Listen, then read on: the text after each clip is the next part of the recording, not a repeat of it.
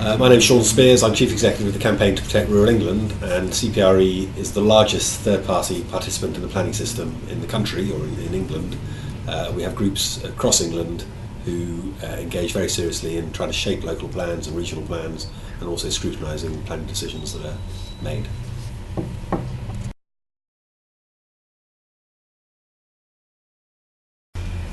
Okay, well, the first thing I want to say is that I really would like to retire the word NIMBY, which I think is, in spite of your wonderful event you've got, is so tedious and such a kind of boring slur in a way. And CPRE, like I guess a lot of organisations that are about making places better, has had agonising over the years about whether we should try to reclaim the term NIMBY or whether it's so contaminated that we shouldn't have anything to do with it. My own view is that not in my backyard is taken to imply that it's okay in your backyard, and that's not an attitude that one can very much defend, and therefore I don't want to claim to be NIMBY. But I do think it's curious that people who are care passionately about their local school or their local hospital or local facilities of that sort are community heroes. People who care passionately about their local built environment or local landscape or the places they love are immediately sort of selfish NIMBYs trying to stop the country getting the development it needs, and it's a sort of deeply unhelpful debate. I think we all care about local places. There's nothing wrong with caring about local places. We all recognise that the world changes and that the country needs development, and it's a question of the balance between those things.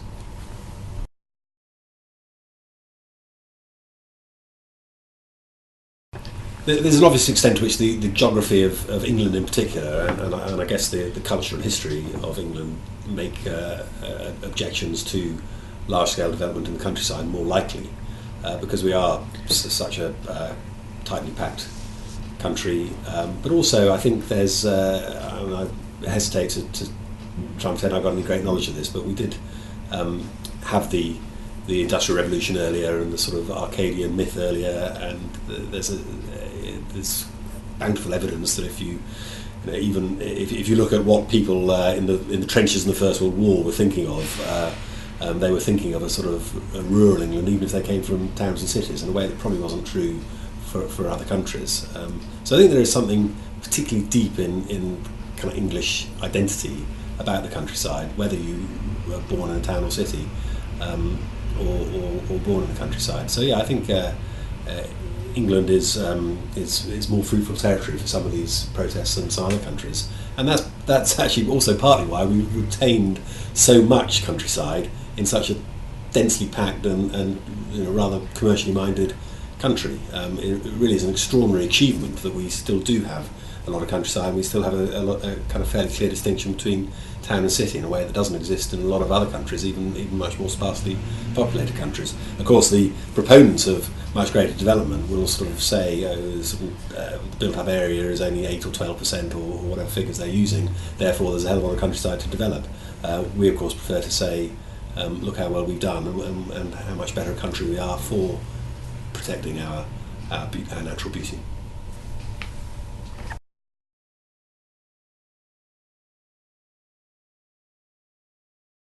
I guess, if you accept this awful word NIMBYism, then it's probably doing both. There's an extent to which, clearly, if you think of the economic development, there will always be firms that want to build places, and there will always be lobbies that say we need more roads, more airports, more factories, and that's the way to greater GDP and so on. And to an extent, I guess they might be right. We'd have a hell of a lot less desirable country if that were so. Now clearly you can look at some things that have happened which were passionately opposed at the time, and people have got used to them. The proponents of wind farms say that's the case with wind farms now.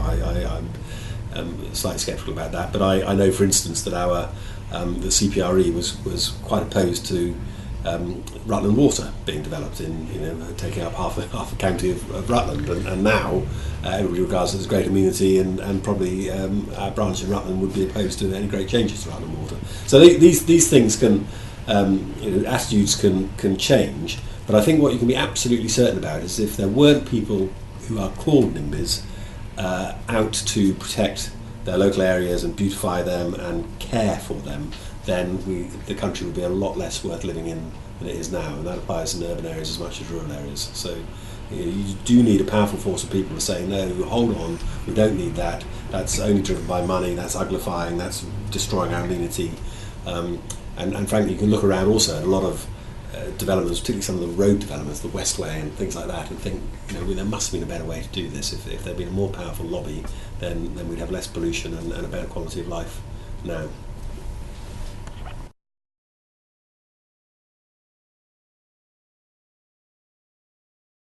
Okay, well, the question of how to accommodate the new energy infrastructure we need to move to a carbon-free future is obviously a really important one, but I think the debate at the moment is so polarised that it's become really unhelpful. Kind of NIMBYs on the one side and despoilers on the other, and the whole question of wind farms, onshore wind farms in particular, is freighted with a symbolism that goes kind of way beyond the actual renewable energy these things are going to produce. So on the one hand, wind farms are sort of seen as symbols of the great green future we're building.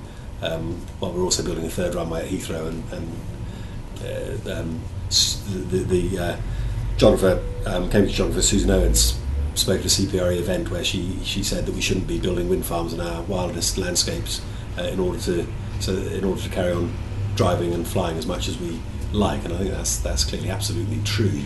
But on the other side, wind farms have become a kind of symbol of everything that a certain group of society hates about modernity and about climate change they don't believe in, and about feminism, the European Union, young people, and they become a symbol of kind of all that's going wrong with the modern world.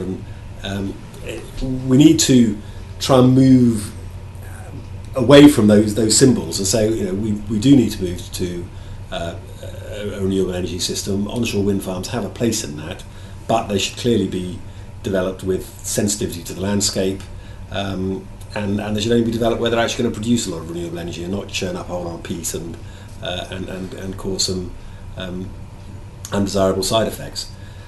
It's interesting, we came across an editorial from the Times from, I think it's 1939, saying that clearly the country's about to go to war. We're going to need a whole lot of new airfields and arms factories, but let's not spoil the things we're about to be fighting for, and let's place them properly and not despoil the landscape. And at that time, CPRE, or Patrick Abercrombie, our Honorary Secretary, was employed by the Air Ministry to advise on where these things should be located. And we'd like a similar spirit now, really. CPRE recognises that we need more onshore wind, that it has a place, but we don't want it just everywhere. We want it to develop with proper attention to landscape character.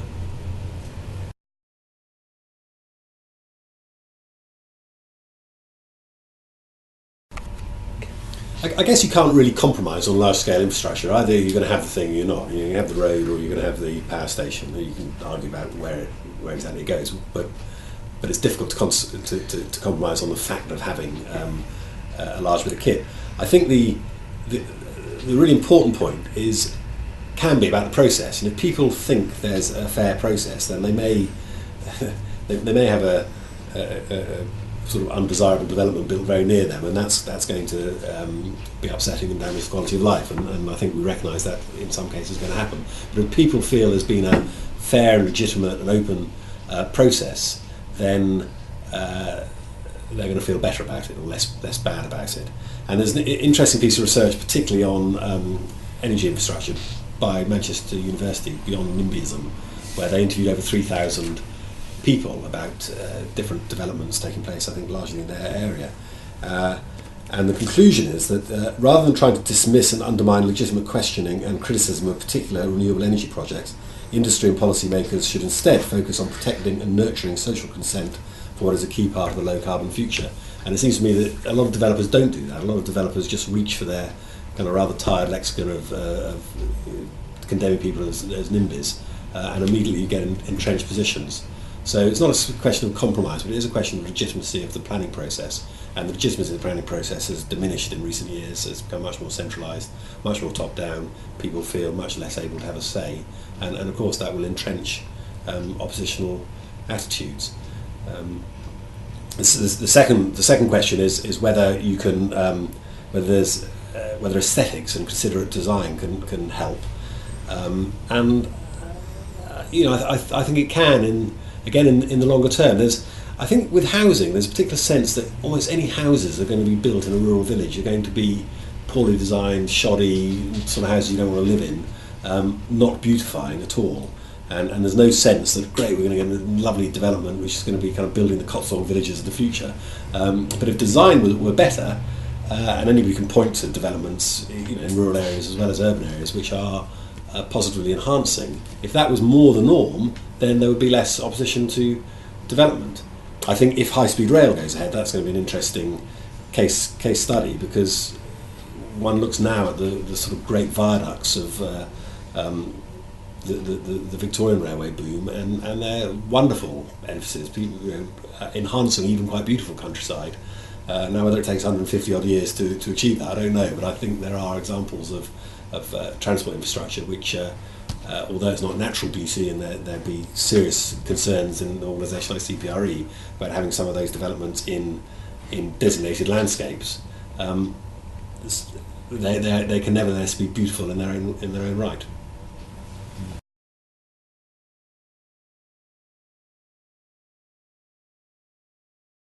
So are local objections a fair reflection of opinion locally, or just the loudest voice prevailing? And I guess to an extent the loud voices will prevail, but it's and speaking of a campaigning organisation where our job is to make our voice louder, I'm not sure that's altogether a bad thing. It's not a bad thing to have a few people who care passionately about their local area and are fighting to protect it. And that applies not only to CPR, it applies to sort of civic societies and other grassroots organisations where you've got a bunch of people who are prepared to look over planning applications, prepared to find out what's going on, prepared to battle with bureaucracy, and that's a great thing. I don't think we should condemn it.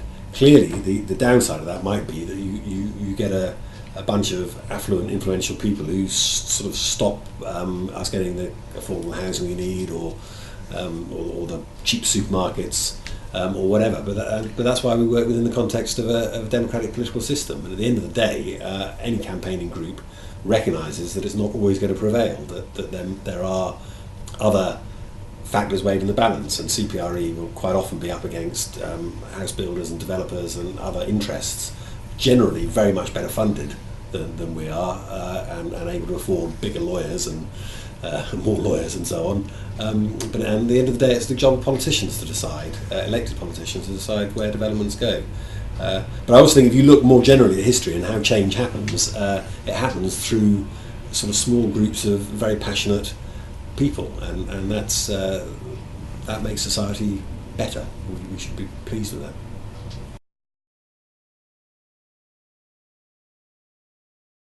So is top-down planning harmful to local environments? I think it's probably more likely to be harmful to local environments than planning where the local community has been properly engaged and is likely to end up with buildings that are less appropriate or less beautiful, or developments that sort of don't have shops or whatever. I think there's a great advantage in involving communities in developing their areas. But of course, some planning will always be harmful to the local environment. I think top-down planning is even more harmful to the political culture in a way. I just think we will get better decisions. We also get more legitimate decisions if we involve people properly in planning decisions. And there's been a kind of council of despair, I think, from the government and probably from previous governments, saying people won't accept decisions. People are at heart NIMBYs. We can't bring them with us, so we're going to impose decisions on them. And I do think that's a council of despair. I think we should sort of trying to work with people to help develop their neighbourhoods. And there will be cases where if you've got to have an incinerator, nobody's going to want an incinerator near them. Nobody's going to want various developments near them, and that's going to be very difficult. But again, the decisions that are taken will have more legitimacy if they seem to be taken openly and through a fair process than through diktat and imposition.